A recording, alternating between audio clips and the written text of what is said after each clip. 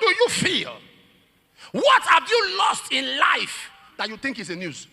A man went out, kept his family, kept his children, kept his city, kept his investment, kept his properties. Before he came back, not only was his wife captured, his children captured. All his property burnt with fire. Not just property, but even the city where he lived burned. There is something sentimental about Ziklag. Let me explain to you. Ziklag was the city. David was running from cave to cave when Saul wanted his life. Saul wanted to kill him. In fact, David had to run to the land of the Philistines. He ran to the land of his enemies, the land of Gath. A place where he was declared wanted, persona non grata. David had to run there because there was nowhere to run to. This man wanted his life. He had to run, and when he got to the land of the Philistines, he knew that the king avoids madmen. David began to behave like a madman. He allowed his saliva come down from his beard and began to scratch the wall. And he says, "This is not it. Take a madman away." He had to devise strategy on how to survive. But until he got to a place, he ran from there and got to Ziklag. Ziklag was that place he found rest. Ziklag was that city where he found peace. So he was sentimentally attached to Ziklag. All of a sudden, in one day, the whole city burnt down. Buildings burnt down.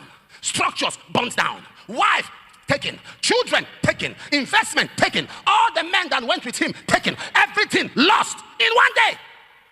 No family in one day. No child in one day. No property in one day. No house. It got to a point, the Bible says, and the men cried. The men, have you seen men weeping?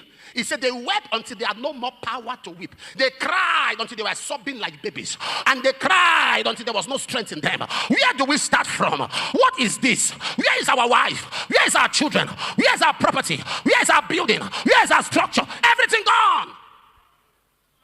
But David inquired of the Lord. And David, am I talking to somebody here? I don't know what you've lost.